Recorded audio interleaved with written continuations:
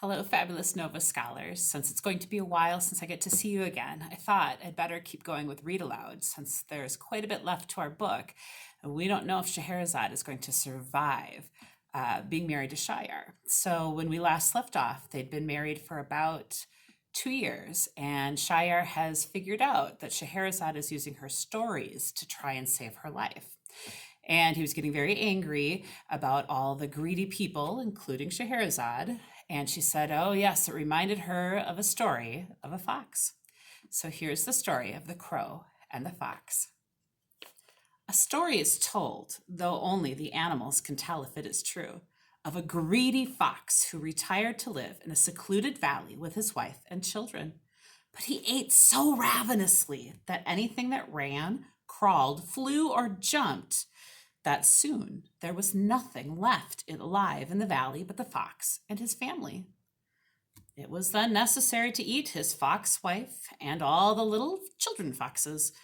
After they had been digested, the fox grew desperate and decided he would have to leave the valley.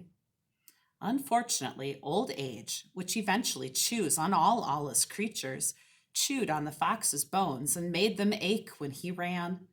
His sensitive nose, having smelled more smells than the dustbins of Baghdad, was clogged with dust, sand, and pollen, and the pads of his paws were as hard as stone.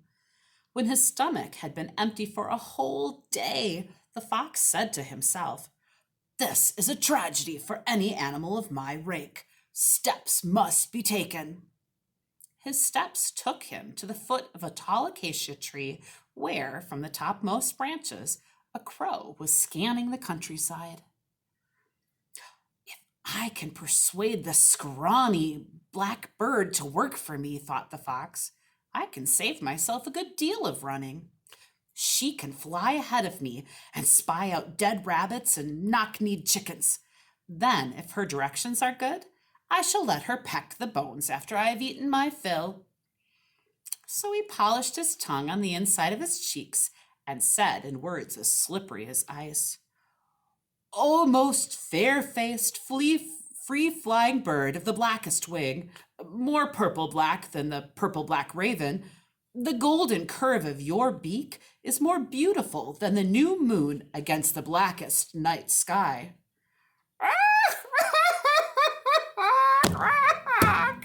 said the crow, laughing until she was hanging upside down by her feet.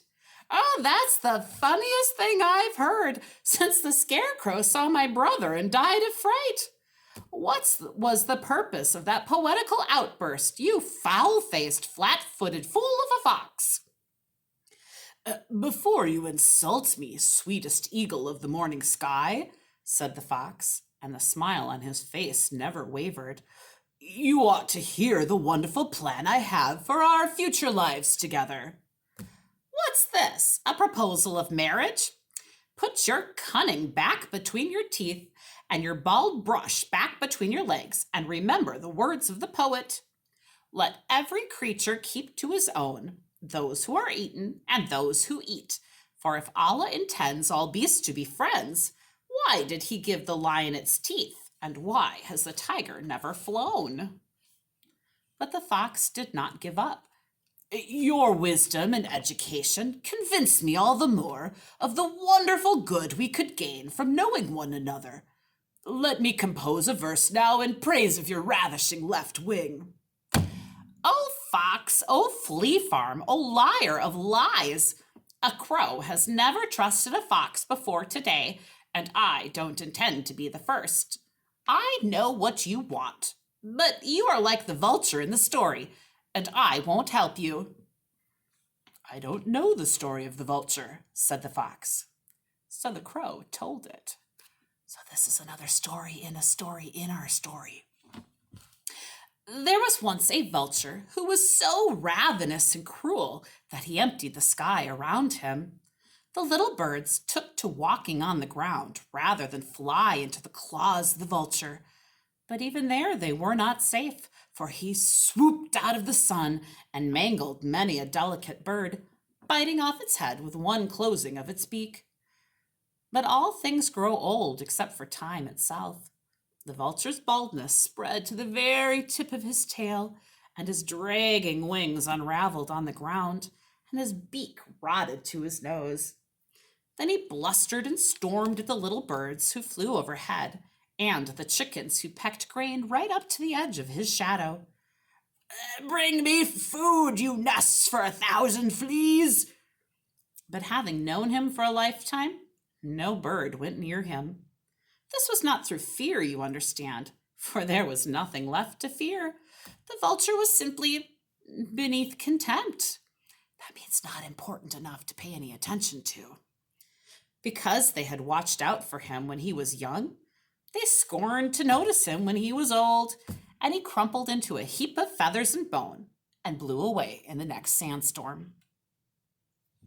The crow's words fell out of the tree to the fox like pebbles, but none of them bruised his hard heart. He went on relentlessly. "Crow among crows, I can understand this wise and wordly argument, every word chosen with the care of a brilliant storyteller. But when you hear my plan, you are certain to change your mind, just as the weathercock is certain to turn when the wind changes direction. Listen, my days of rabbit eating are over, and I shall not stand for another frog leaping about in my digestion. What separates the hill from the mountain, the duck from the eagle, the tribe of fox from the tribe of wolf? Ambition! Together you and I will ambush Mankin when he passes by with his caravan of 500 camels, with his wife riding in a silk palanquin. I will tear out his throat, and then you can feast on his eyes and tongue." The fox roared wheezily and stretched to his full height against the acacia tree, but it only served to show his hungry ribs sticking through his skin like the frame of a worn-out tent. "Wreck of a fox," said the crow. "Go to a riverbank and look in. If you are fortunate, the mangy fox you see in the water may tell you the story of the sparrow, and you would do well to learn from it." "Why don't you tell it, O masterful storyteller," said the fox, his ears beginning to crumple. "Very well, old furry bones. Here comes another story and a story in our story. There was once a sparrow who lived in a field where a farmer kept his sheep. Once in a while, the sparrow would see a great golden eagle hurtle down and seize one of the sheep with its massive talons and carry it off to the mountains, fleece, meat, and hooves. The sparrow said to himself, "I am as good as any eagle. I will do the same." So he spiraled up on eager, ambitious wings to a height where the thin air whistled in his throat. Then he plunged down to the back of a big woolly ram, the biggest of the flock. In the beating of a wing, he found himself tangled in the long, shaggy fleece, and he lay there flickering and peeping until the farmer came to shear the sheep. When the farmer found the little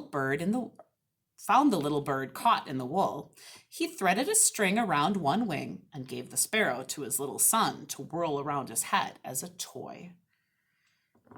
Any fox who thinks he can imitate his brother the wolf is not good company for a wise young bird like me, said the crow, finishing the story. You thought that you could persuade me to fly ahead of you and spy out an easy supper, but I am young, and my eyes are still as sharp as my beak. By the law of nature, that makes me as high as the eagle, and you as lowly and foolish as the sparrow. May your feathers drop as you fly. May your beak rust. May the eagle overhear your despicable story, you foul-faced, flip-flopping, flying flea circus, said the fox. And he ground his teeth until they all broke between his jaws. After a lifetime of cruelty and overeating, the fox ended his days in the city alleyways scavenging from the dustbins, along with the stray city cats and the black gnawing rats. The next story is about the two wazirs, but you'll have to wait for tomorrow to hear it. I hope you're all having a great time. I miss you very much, and I hope you're doing lots of reading. Bye, scholars.